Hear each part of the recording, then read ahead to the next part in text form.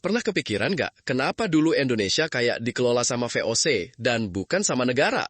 Kayak, kok bisa sih tanah seluas ini, laut segede ini, tapi yang ngatur malah perusahaan dagang? Bukan kerajaan, bukan pemerintah, tapi perusahaan. Gila kan? Oke, jadi gini, bayangin kalau sekarang tiba-tiba ada startup, terus dapat izin dari pemerintah buat bikin aturan sendiri, pajak sendiri, punya tentara sendiri, bahkan boleh perang asal ngatur bisnisnya lancar. Nah, itulah VOC atau Verenigde Oost-Indische Compagnie. Orang-orang pada awal 1600-an di Belanda tuh bener-bener ngebet dapat rempah-rempah Asia Tenggara. Sampai mereka mikir, udah capek perang sama Inggris sama Portugis terus, mending kita gabung aja, bikin satu perusahaan gede. Dan ternyata VOC bukan perusahaan kaleng-kaleng. Mereka dapat franchise dari pemerintah Belanda, semacam surat sakti. VOC boleh bikin benteng, boleh rekrut tentara, boleh nego sama raja-raja lokal, bahkan boleh bikin perjanjian kayak negara beneran.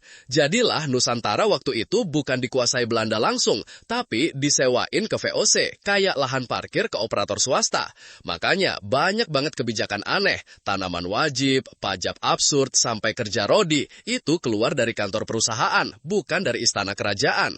Oh ya, VOC juga yang pertama kali ngeluarin saham. Jadi, ngatur Indonesia waktu itu literally kayak ngatur bisnis. Kalau rugi, ya yang nanggung investor. Kalau untung, pemegang sahamnya seneng. Gak heran, kehidupan rakyat di bawah VOC kadang kayak karyawan kontrak yang gak bisa protes, kecuali kalau mau diusir atau buat masalah. Lucunya, perusahaan segede VOC ini akhirnya bangkrut juga. Terlalu serakah, korupsi di mana-mana, dan akhirnya Belanda ngambil alih langsung.